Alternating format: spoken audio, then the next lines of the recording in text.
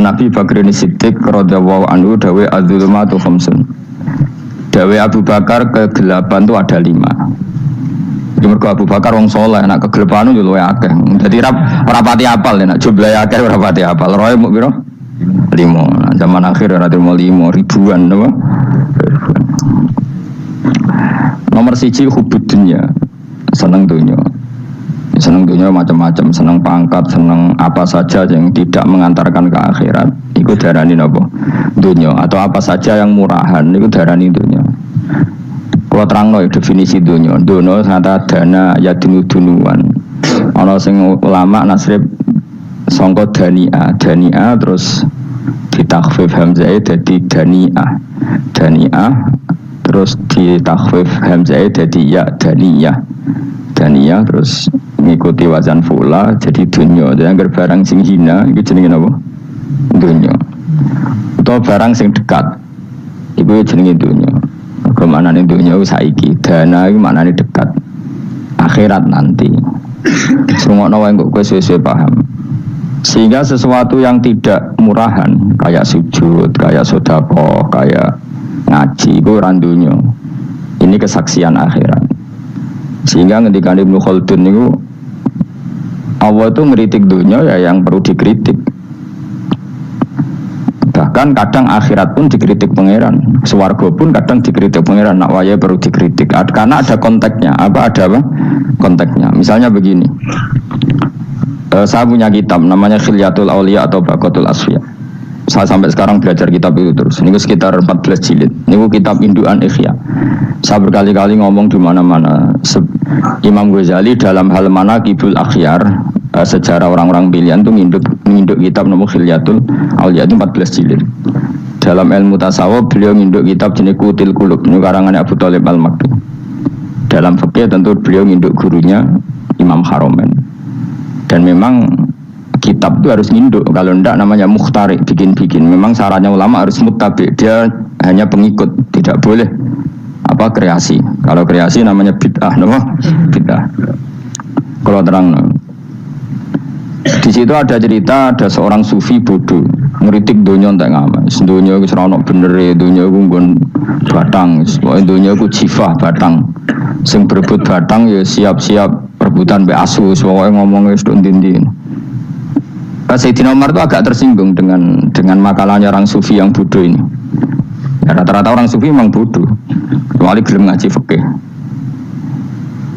Setelah ngomong ngalor ngidul dunia gue swelek terus dia ini biasa lah orang sufi itu semilah dewian terus orang lakoni popos ngerti lesu kok mangan wae lesu orang sufi kan gitu. Singkat cerita terus Umar agak marah tapi beliau masih bisa mengendalikan diri. Terus kata beliau, Sal Sayyidah, Sal Hada Sayyid, kamu tanya Hada Sayyid, maksudnya Sayyid dalam bahasa dulu itu ya orang terhormat. Dalam bahasa zaman era itu maknanya Sayyid itu masih apa? Sadat maksudnya bukan Habib, bukan. Kalau dalam bahasa Arab dulu itu memang kalau Habib itu Zuriya Nabi, kalau Sayyid Sadat itu Sufia itu belum pasti maknanya apa? Habib ya, tokoh-tokoh yang diikuti dalam apa? Makalahnya, dalam apa? Makalahnya. Terus kata Ubay bin Ka'ab, dan ini menurut saya benar sekali, dan kamu harus mengikuti Ubay bin Ka'ab. Dia adalah termasuk 6 sahabat yang dipuji Nabi min ahlil Quran, apa? Yang dipuji Nabi min ahlil apa? Quran. Kata Ubay bin Ka'ab, lalu Anda masuk surga karena apa? Lalu Anda masuk neraka karena apa? Lalu Anda dapat ridho Allah karena apa? Kamu itu bisa masuk surga lihadidar karena kenangan di rumah ini, maksudnya karena dunia ini, karena sujud kamu, karena kebaikan kamu. Itu di mana? Allah mereferensi amal kamu ya di dunia ini. Kamu masuk surga karena sujud kamu di dunia ini, nanti masuk neraka karena keangkuhan kamu di dunia ini. Fahadi dunya mi'yar, dunia ini adalah takaran. Semua referensi Tuhan tentang akhirat itu merujuk kelakuan kita apa? Di dunia. Sehingga kalau kamu masuk surga selamanya lama, itu ya karena kebaikan kamu di dunia. Maka jangan kritik dunia ini, karena dunia itu mahalu sujudika, mahalu rukuika, mahalu khufwa, dia marah-marah. Sehingga semenjak itu kata Ibnu Khaldun, orang tahu dunia yang dikritik adalah dari madatul kalimat dani'ah, suatu yang murahan, apa? Yang murah. Sehingga kalau misalnya orientasinya itu kebesaran li'ilai kalimatillah, maka itu tidak termasuk dunia. Dan yang suasananya akhirat tapi motifnya adalah kasal, kemalasan, itu yang benar-benar dunia. Makanya Imam Syafi'i sering kritik tasawuf itu sampai usisati tasawuf alal kasal. Ilmu tasawuf itu basisnya itu karena pemalas. Karena tadi misalnya begini, ini contoh paling gampang. Zaid itu di daerah pinggiran. Di daerah pinggiran di mana Islam itu minoritas. Terus dia ingin kaya raya supaya bisa bikin masjid atau bikin komunitas Islam. Atau dia ingin jabat jadi lurah supaya nggak ada pelarangan orang sholat karena dia yang punya otoritas bikin aturan. Atau kalau mungkin skup lebih besar dia ingin jadi bupati supaya daerah situ familiar dengan Islam karena pejabatnya Muslim. Itu tidak dunia karena semua orientasinya untuk mengawal sujud, mengawal kebenaran. Tapi kalau kamu di daerah pinggiran, kemudian milih dewean, kabeh kersane pangeran, sidik-sidik kersane pangeran, terus kamu meninggalkan aktivitas dakwah, itu yang dunia, karena motivasi kamu adalah al-kasal, males dari mewarnai buminya Allah ini dengan sujud. Ini yang banyak orang sufi salah paham. Makanya orang sufi harus ngaji fikih. Bendekne roh, dilingno wong alim, wong fikih nak kitmanul ilmi ku haram. Kitmanul ilmi haram. Menyimpan ilmu itu haram. Tidak memberi kontribusi dalam proses orang sujud adalah haram. Tidak memberi pencerahan pada umatnya Nabi adalah haram. Menikmati keasikan yang pangeran dewi adalah haram. Dia harus diingatkan gitu terus. Kalau enggak, itu bahaya bagi agama ini. Makanya dulu itu enggak ada orang sufi yang enggak ngaji ulama fikih. Sekarang kebalikan, malah wong sufi darani fikih mau kulit dekne wis tok hakikat sembrono. Oh tak tobat nonton nang ketemu aku. Itu bahaya, paham seperti itu tuh bahaya. Karena sekarang itu sufi itu jadi identitas kesalehan. Jadi yang rumah kome sufi koyo-koyo sak dhuwure ahli napa? Fikih. Itu bahaya. Karena tadi sufi itu akan ngeritik dunia sepedas-pedasnya. Kemudian ujung-ujungnya meninggalkan dunia, kemudian happy-happy asik pangeran dewean dan membiarkan umatnya Nabi ini berserakan kemana-mana, tidak terlibat sama sekali, tidak memberi kontribusi sama sekali. Cara bahasa gampangannya orang gelem amar ma'ruf, gak gelem nahi mungkar. Tapi bahasa amar ma'ruf nahi mungkar kan saiki dadi gerakan ekstrim, makanya ora tak bahasa amar tidak peduli, tidak ngulang. Mergo saiki bahasa saiki repot terus. Paham ini penting kalau terang. Jadi kalau baleni malih ya. Sing dimaksud dunia ketika dikritik pangeran iku dunia sing sangka kata dani'ah, sesuatu sing murahan, sing enteng, sing nafsu. Iku jenenge napa? Dunia, napa? Dunia. Tapi ketika sesuatu itu baik dan mengarah kepada Allah, iki jenenge dunia iki masru'atul akhirah. Maka dunia itu dua status napa? Siji masru'atul akhirah. Dan ini status yang harus kita pakai. Makanya kata Imam Ghazali itu, gue nak radi duwe sak penat-penate urip terus merasa enggak punya kenikmatan, datang saja ke kuburan dan yakinlah semua yang sedang mati keinginannya hanya satu, ingin kembali di dunia dan memperbaiki amal-amalnya. Berarti dunia adalah segala-galanya bagi orang yang sudah mati. Ya, orang yang sudah mati itu cita-citanya satu, la'ali arji, semoga kita kembali ke dunia. Untuk apa? Untuk membenahi semua kesalahan yang pernah dilakukan zaman ini dunia. Terus kamu ingat, fa'ana fid dunya, ya Allah alhamdulillah sekarang masih saya di dunia. Artinya saya punya satu kesempatan yang diinginkan semua orang yang sudah mati di seluruh dunia. Tapi malah wali anu urip malah kepengen nang mati. Saking kakean kasus ini, apa? Kakean kasus. Makanya di sini sirinya para rasul, para nabi itu sering donga Allahumma tawil umrona, sehingga banyak orang soleh mendoa supaya panjang umur. Itu karena pas itu yang hadir adalah dunia dengan makna masru'atul akhirah. Tapi ada juga wali dan nabi kadang-kadang donga, ya Allah jika sebaiknya saya mati saja. Itu ketika tergambar dunia yang sudah murahan, yang sudah arogan, yang sudah tidak jelas. Maka dunia ini punya dua status sekaligus. Jika prospek bagi Anda untuk masru'atul akhirah, maka nikmati senikmat-nikmatnya. Tapi jika bagi Anda ini sudah menjadi ladang maksiat apa-apa, maka jadikan dunia ini tempat tobat. Karena akhirat itu nggak ada apa-apanya dibanding dunia. Jadi akhirat itu hanya mereferensi dunia, mereferensi dunia. Ini penting kula aturno. Kadang-kadang sufi ku menyen goblok ora iso ngaji. Dia nganggep dunia sampai akhirat itu penting akhirat, tapi cara maknaninya salah. Lho kowe nganti ning akhirat mlebu swarga itu karena apa coba? Amal zaman di mana? Dunia. Berarti penting mana dunia sama akhirat? Penting dunia karena akhirat mau efek, apa? Efek dunia ini yang pokok. Apa dunia ini yang pokok. Kalau Allah kan cara ngendikan tidak seperti itu. Allah cara ngendikan gini loh. Akhirat, maksudnya walal akhiratu khairul laka minal ula gini. Sesuatu yang berorientasi akhirat dan kemudian menjadikan kamu nyaman di akhirat itu khairul laka minal ula, itu lebih baik ketimbang dunia. Ora kok kowe nak ning dunia nak sepemelek ning akhirat apik ora ngarang ngono, nak ning dunia melek ning akhirat luwih parah. Kayak melaratem cek ngene iki kan. Tapi kan cek iso ngopi, cek iso mangan tengkleng. Coba ning akhirat gak iso blas. Dunyel-nyel malaikat ngawur. Gayamu bareng melarat iso ning dunya lara lah nek akhirat penak. Aku yakin ora luwih lara, tak jamin. Ngeraine kan ketara nak ngono. Keliru omongan aku ning dunya lara lah sementing nek akhirat penak itu ndak bisa. Kowe nyifati dunya nggon lara iku serapati ridho mbek pangeran. Berarti ketika iso ngopi ra syukur, ketika iso mangan ra syukur, anane nyifati dunya lara. Berarti rapati ridho mbek pangeran. Malah dibles-blesno sebenarnya. Pemenang nak pengurus akhiratnya aku tak tekek. Mak kula mbok pengurus mbok ora sebenarnya. Saya gak ada rencana daftar jadi panitia apa? Akhirat. Tapi kira rata syafaat ya ambiarno karena ini penting kalau terang no. Makanya Imam Syafi'i masyhur makalah beliau tentang fikih dan tasawuf itu. Nggih saya kutip ya, dan saya memang saya hafalkan terus makna teman.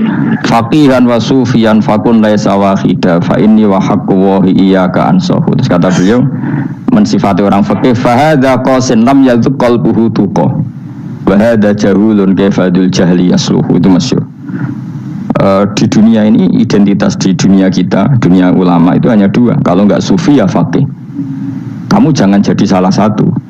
Faqih adalah orang sing qasin, itu qalbuhu qasin, hatinya itu keras, hatinya atas. Lam jadu qalbuhu tuqas, gak ditakwa blas.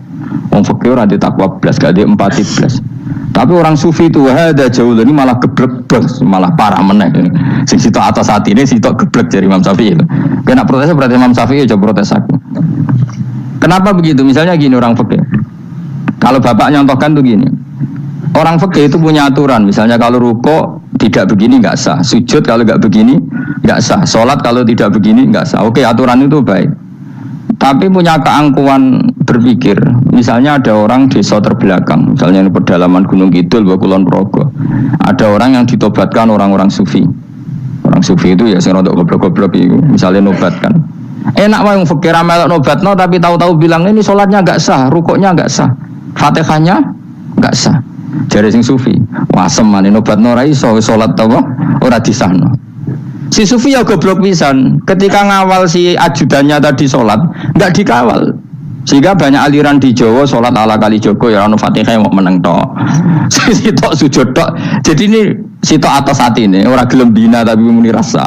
Sitok goblok, orang tahu nerusno pembinaan.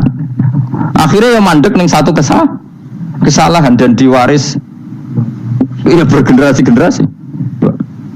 Makanya kata Imam Syafi'i itu sitok goblok, sitok atas hati ini. Jadi kamu jangan jadi salah satu itu. Makanya kamu aman karena kamu tidak sufi ya tidak fakih. Makanya nggak masuk nggak masuk yang dikritik Imam Syafi'i. Kamu sufi ya ndak, fakih ya ndak. Makanya kalau Imam Syafi'i ngeritik itu, tapi alhamdulillah saya tidak dua-duanya.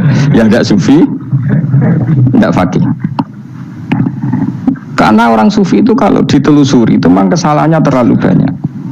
Kecuali dia mau ngaji fikih. Kenapa? Kecuali dia mau ngaji fikih. Kayak tadi misalnya, sampai Imam Syafi'i zaman itu duka yang menghentikan usisat tasawuf alal kasal. Ilmu tasawuf itu dibina itu berdasar kemalasan. Loh, saya punya teman sufi banyak. Saya ini kiai loh, punya teman sufi banyak. Tekon dengan kulo, Gus dunia rusak. Sementing saat ini ngatah-ngatah istighfar. Memangnya kita bisa diistighfari pangeran, di sepuro pangeran ketika kamu orang alim tidak mulang? Memangnya kau iso di sepuro pangeran ketika kau sugih zakat? Memangnya kau iso di sepuro pangeran wis kere ra nyapu masjid teko Jumatan, bareng ngrokok itu usep-usep ning pojok masjid bar mulai. Enak wae. Ono keran coplok istibarno. Memangnya kamu bisa jadi orang miskin seperti itu kemudian dimaafkan Allah? Tidak bisa. Kamu harus terlibat dalam proses sholat. Wis kere ya urun gawe keran, misalnya orang ngono urun masjid ya nyapu-nyapu, sing sugih urun duwe, sing alim urun mulang. Kok enak? Dunia bangkep rusak terus kabeh dhewean menengi sebenarnya kedean rokok ora tak baturi ya mendingan. Ndak bisa sufi seperti itu, ndak bisa tuh kriminal. Ya. Malah Imam Syafi'i dalam satu makalah besok tasawuf awan wis rondok mending. Saking ekstrimnya beliau. Nah, kenapa Imam Ghazali muji orang sufi? Kitab-kitab risalah kusyariah muji orang sufi itu sufi-sufi yang kayak kowe. Sufi-sufi yang belajar fikih, napa? Sufi-sufi yang masih mau belajar fikih. Kok enak. Jadi sufi itu maknanya sidik-sidik. Zaman lu rusak itu tidak seperti itu. Nak rusak, ya mana pengiran kon melok dandani. Nah, ketika rakan didandani sebetulnya nggak masalah, kan ada alternatif. Misalnya gini, ada mobil rusak nggak bisa dipakai. Memangnya mobil hanya itu? Kan ada mobil yang lain itu jenis fakih. Ini enggak, kamu punya pemimpin hanya 2 atau 3 lah, biar nggak nyindir. 3 atau 4 lah. Ketika 4 ini orang ini gagal, seakan-akan Indonesia gagal. Memangnya Indonesia hanya punya orang 4 itu. Goblok sekali kita berpikir gitu. Segoblok-gobloknya apa? Memangnya Indonesia itu milik siapa? Kenapa kamu menggantungkannya sama 1-2 orang, 3-4 orang? Gampang aja cari alternatif. Terus tapi kan harus lewat pemilu, khusus ngenteni pemilu 5 tahun cepat. Mustafa Rohin jokno jadi calon presiden. Nah, kemudian jadi negara tahlil. Karena dek Nabi ya, ngomong ekonomi ya ora iso. Ngomong wisata ya haram, ngomong budaya haram. Ngomong badan usaha milik negara ya ora roh deh. Lamun langsung dibagi-bagi. Tapi kelirunya kita selalu begitu. Ketika kecewa sama pemimpin, seakan-akan dunia ini tergantung pemimpin itu. Mana ada dunia ini dipasarkan sama makhluk oleh Allah. Dunia ini milik Allah, nggak pernah dipasarkan makhluk. Bahkan kiai mati pun nggak ngefek pada agama. Dulu sahabat meninggal agama jalan, wali songo orang-orang pilihan meninggal agama jalan. Karena Allah tidak ridho dunia ini, agama ini, dunia maupun agama dipasrahkan sama seseorang. Allah yang mengurus dunia ini. Apa nak konglomerat mati terus wong larat kabeh? Tidak kan? Apa nak wong soleh mati terus wong bejat kabeh? Tidak. Allah yang mengurus agama ini, mengurus dunia ini. Saking goblokem, nak ono mah kecewa mbek makhluk itu. Terus ya Allah, terus seakan-akan dunia ini runtuh. Orang pegatan saake saya kira ono sing lanang. Banyak orang pegatan terus untuk bojo luwe apik. Bojone mati sing wedok malah makmur akeh to ora. Makanya pangeran nanya manusa iku entek-entekan. Allah nate ngendikan gini Mas tolong pegatan. Unik ngendikan pangeran. Ya rodok manekno wong pegatan. Wa iya tafarraqa yughnillahu kullam min saati. Kamu tidak usah takut dalam suami istri itu bercerai. Wa iya tafarraqa, jika 2 suami istri bercerai, yughnillahu kullam min saati, bahkan satu-satunya per 1 dari kedua mempelai ini bisa dikasih lebih kaya. Banyak enggak wong pegatan akhirnya lebih makmur? Dan kenangannya untung pegatan mas dhisik aku untuk bojo sing dhisik wis. Aduh, selemu goblok. Engko sing lanang karena bosen dijudisi yang untung saiki di bojo konak, bojoku sing dhisik. Banyak enggak orang pegatan kemudian kenangannya itu baik sama yang sekarang. Dengan yang lalu mau gerutu tok, banyak enggak? Banyak. Dulu kita punya pemimpin yang cakap, yang otoriter. Zaman itu pun di demo. Coba kita ini kan mulai dulu yang ngerti pemimpin di demo. Kok cek urip pantas di demo kan es mati digo kelangenan. Kelakuan kok ngono. Mulai dhisik nganti saiki. Kiai juga gitu, zaman urip dikerwiti. Kok bareng mati kiai penggantinya dikritik ora koyok kiai dhisik. Iku ora. Ya coba 66 Pak Karno dikritik, Orde Baru diurus gitu tuh. Nabi yang ngono mangsamu presiden tok. Nabi itu kan mukjizat itu ngaji. Jadi mukjizatnya Nabi itu ngaji. Jare masyarakat kon mukjizat orang keren blas. Mukjizat itu kudu nganggo tongkat. Dadi seru napa? Dianggap Nabi Harry Potter. Jadi Nabi itu mukjizat kok mulang. Mulang itu mengatur logika supaya mapan nikmati Allah dan Rasul. Itu mulang. Mereka agak seneng, Mat. Caraku nabi-nabi dhisik ku ditongkat apa to, Mat. Dadi seru apa? Seru main seblak pokoke seru lah. Nabi sempat tertarik, ya kepengen ditongkat tahu Nabi wah, ketok ya sangar lah apa. Dadi Nabi ngalor ngidul gak apa? Tongkat ngono sing nglawan blus terus kecemplung segoro. Kan ya seru lah misalnya ono Yogyo macam-macam tutuk terus likui faksi do tenggelam kan. Seru lah apa? Jawab pengiran lucu. Dia matke jok tongkat, gampang nah masalah tongkat. Sekarang ngetokno wit kan gampang tongkat. Memang samu tongkatnya Nabi Musa terus digawe dikai mori terus dikai minyak ya ora dijupukno wit diketokno memang samu. Wong sing hebat tuh sing nyekel dol ora. Ya jajal tongkate Musa tak kena kowe. Ora ana pengaruhe. Wong saiki nggone Turki digo tontonan ora piye-piye. Lah nek pate jek aktif Pak Turki nantang Israel duel. Lah yang di tongkate Nabi Musa kok digertak Israel rawani. Lah nek tongkate iku tenan nak oh sing sakti sing nyekel dul-dul ora kok perkara tongkate. Nah, cara wae dhisik sono HP Nabi Musa ya luar biasa cara itu. Akhirnya Nabi Muhammad itu sempat kepengin jawab pangeran unik. Awalam yakfuru bima utiya Musa min qabl. Matke kok gak eling apa zaman Musa nggo tongkat wong terus do iman. Awalam yakfuru bima utiya Musa min qabl qalu sikhroni tazahar wa qalu inna bikullin kafirun. Apa zaman Nabi Musa itu terus wong do iman? Ya tetep komentar dari tukang sihir. Padha wae, Mas. Nggo mujizat ora padha wae. Wong nak tre berdua ya tetep berdua. Zaman Pak Karno sing tukang ngeluh ya ngeluh, zaman Pak Harto tukang ngeluh ya ngeluh, zaman Mega sing tukang ngeluh, sampai saiki sing tukang ngeluh ya wis kegiatan. Kiai yang ngono. Kadang ada kiai saiki misalnya Surabaya zaman Mbak Arwani, Mbak Zubair. Memangnya zaman Mbak Arwani wong Kudus ngaji kabeh. Wong saku ya kelakuane wis ngono-ngono wae. Misale kula ya kadang ya wong komentar. Gus wae ora kaya zaman Bandur Salim. Lah aku wis dididik bapak, zaman Bandur Salim apa wong ya ngono. Kok bapak zaman Bandur Sam apa ngono sampai zaman Basunan Bonang misal. Ayo jajal. Masa wong Yogya misalnya saiki ora kaya zaman Bali Maksum Mbah Munawir. Memangnya zaman iku wong ngaji kabeh. Tidak juga kan, sarahku kayak nak ngaji sing ngaji wong ngono-ngono iku pancet ngomong iku. Itu pengalaman. Makanya ketika Nabi Muhammad kemudian dimujizat ke Nabi Musa jabe pangeran we awalam yakfuru bima utiya Musa min qabl. Apa zaman Musa terus do iman mat. Padha wae nggo masuk go tongkat ngalor ngidul ya. Biasa wae mat. Gak usah mujizat-mujizatan mulang wis ngaten. Lho kula lho mau tawani pangeran mujizat kok sangkare Musa. Kula mboten purun. Ya perkarane kok malah lucu. Nabi kalor ngidul go tongkat. Nabi Musa itu tongkate biasa kan, sing kodang ku wonge. Lah saiki ajak ning Turki. Nek atotanan jet top Israel tuntas ya.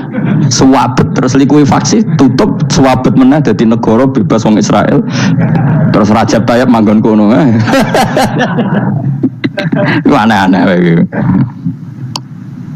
Makanya penting yang dikatakan mukjizat yo ngaji. Ngaji itu bisa membentuk yakin. Yakin itu bisa membentuk tahqiq. Nah caranya yakin gimana? Tak warai kan ben dadi wali. Wali sing jalur ilmu. Jalur melarat wis kowe luwih iso lah. Wali ku jalur akeh. Alim yo iso dadi wali, zuhud dadi wali, melarat yo iso dadi wali. Syaratnya ridho ora kepengin sugih. Ya syaratnya melarat dadi wali ridho ora terbersit kepengin sugih ora tau muni lho umpama aku di dhuwit ora dadi wali, muni umpama tok wis ora dadi wali. Jadi fa inna law taftahu amala syaiton karena mengatakan umpama itu wis buka pintu setan. Jalur apa ke? Nah alim syaratnya hafal Quran, hafal ribuan hadis. Ayo nak zuhud syaratnya radhi HP, rawi anan. Nak fakir ra oleh diangen-angen. Ayo milih ndi? Apa rasa dadi wali? Enggak usah ya. Kalau terang ini penting. Kenapa saya sering kritik orang sufi? Karena sufi sekarang itu beda dengan sufi dulu. Di Jawa Timur itu keluarnya para kiai ya gitu. Kalau ada orang ikut torekoh tertentu terus gak gelem ngaji takrib, akhirnya linge pangeran suwengi tapi sesucine keliru. Masalah didik anak bojo keliru karena ya mau sementing la ilaha illallah terus maca la ilaha illallah terus itu gimana? Kalau kita iman sama Allah, ternyata iman dengan aturan-aturan Allah. Misalnya kita seneng cawe wedok, terus mbok sebut jenenge tok, kono njuk wedak ra mbok kei, njuk mangan ra mbok kei. Terus kamu tidak mempelajari sing disenengi pacaran ku apa? Senang Allah itu maknanya senang ketentuannya Allah. Allah yang murka itu apa? Kalau kita zina, kalau kita maling, ketika korupsi. Allah yang suka apa? Kalau kita sujud.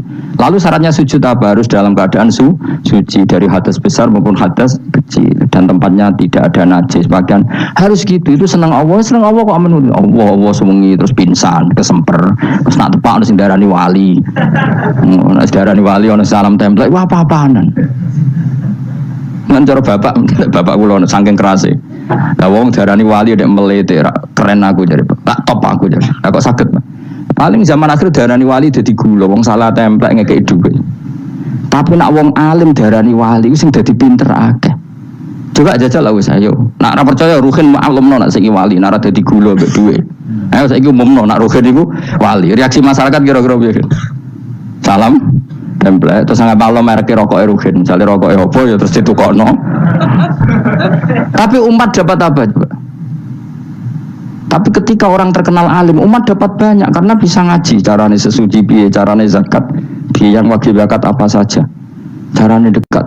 Tapi saya gak wali kalah mbek apa wong alim kalah mbek wali. Kulo niki diceritani Gus, kulo nek wong alim Gus, jejer mbek wong terkenal wali kuwi ora salaman beda nih. Ya akhirnya melarat salam. Maksudnya salaman kok ono maknane ning Jawa Timur. Ora usah diterangno maknane opo.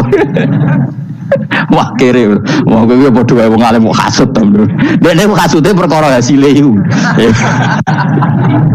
Iku ya sarap pisan bodoh ya. Sing kanca kula niku. Tapi sebenarnya kita harus jadi pelajaran. Kalau ingat Allah itu ingat aturan-aturannya Allah. Terus keling Allah suwengi terus piye? Allah bikin aturan. Kamu suwengi ning masjid itu ketentuan fikihnya kayak apa? Kalau istri kamu sakit, anak kamu sakit, kamu wajib menghormati anak bojo dan itu juga perintah Allah.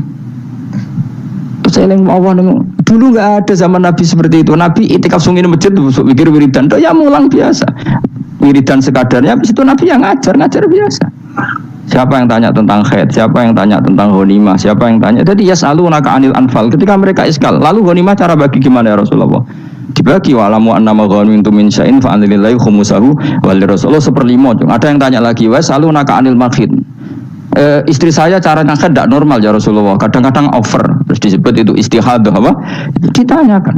Ada yang kaya usul, ya Rasulullah duit kula kathah lalu tak kasihkan siapa? Yas'alunaka madza yunfikun.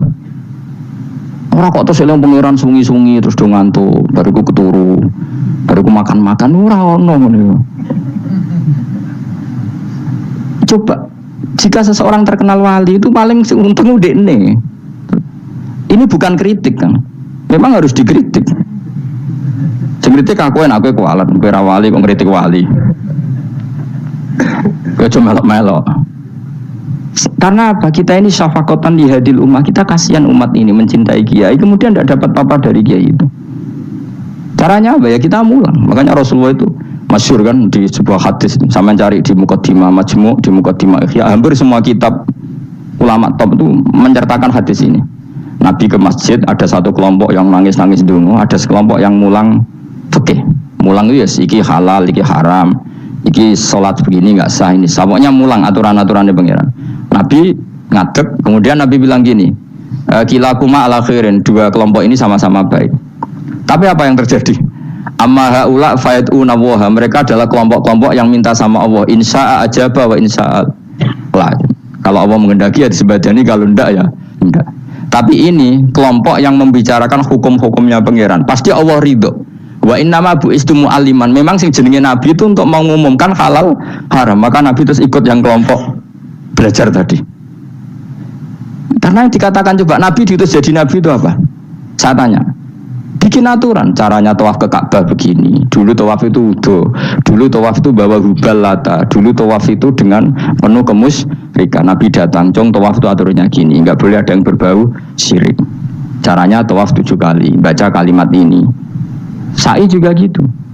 Dulu yang namanya sa'i itu setar megang berhala Isaf, nanti di Marwah megang Nailah, setarnya gitu, dari kesirikan ke kesirikan. Terus Nabi datang, nggak boleh megang Isaf dan Nailah, harus dibongkar. Dimulai dari labbaik Allahumma labbaik la syarikalah innal hamda wa ni'mata laka wal mulka la syarikalah. Itu Nabi. Sehingga saking ekstrimnya sahabat itu dulu nggak mau disuruh sa'i. Nggak ya Rasulullah, kita ada sa'i, tempat yang dulu kita syirik di situ. Karena kalau sofa setarnya pegang Isaf, nanti kalau di Marwah pegang Nailah, itu nama berhala. Terus Allah menurunkan inna sofa al-marwata min sya'airillah faman hajjal baita wa i'tamara fala junaha. Istilah pangeran fala junaha. Kalau kamu sudah Islam nggak apa-apa sa'i. Kenapa bilang nggak apa-apa? Karena dulu pernah sahabat merasa dosa, karena itu dulu basis kemusyrikan. Jadi ini penting saya utarakan. Lagi-lagi yang digerakkan Nabi adalah aturan main dalam hidup ini. Apa aturan main? Lho kula wingi pasanan wingi niku kula mucal napa sampeyan? Kula mucal Minhajul Thalibin karangan Imam Nawawi, kitab fikih. Mergo kula niku mangkel. Kadang wong alim terus darani wali, nek darani wali ngono wong teko njuk pangestu. Kadang kurang ajar meneh wong ape kaji njuk ndongakno kaji mabrur. Luwih parah meneh. Nah kula tak ngamuk tenan. Kowe nak langsung ndongakno wong iku kaji mabrur padha karo ana wong ra iso numpak sepeda motor. Iki kula badhe numpak sepeda motor, ndongakno slamet. Wong belajar ya ora kok yo ndongakno slamet. Mestine iku takok sik carane numpak sepeda motor piye lagi yo ndongakno slamet. Wong isi iso ora mesti slamet. Iki rong iso apa? Ya iku badhe numpak sepeda motor ndongakno slamet. Aneh gak pertanyaan seperti itu? Permintaan minta selamat ketika kamu tidak bisa naik motor itu aneh gak? Aneh. Kalau kamu mau haji, takut syarat rukunnya haji, baru minta didoain haji mabrur. Ini ndak masyarakat tahu-tahu minta haji mabrur. Oh nak tonggo kula tak pisau itu. Untung ngomong Rembang rawat aku loh. Jadi orang sing wani. Agar mereka haji, Gus kula badhe haji supaya sah ya Gus. Tak ulang. Tak ulang tenan Gus. Selain tentu belajar di manasik. Paling ndak dengan fatwa seperti ini orang terbiasa nak tekone manasik ku dirungokno. Napa? Kadang ya ora tekone manasik ngantuk tok.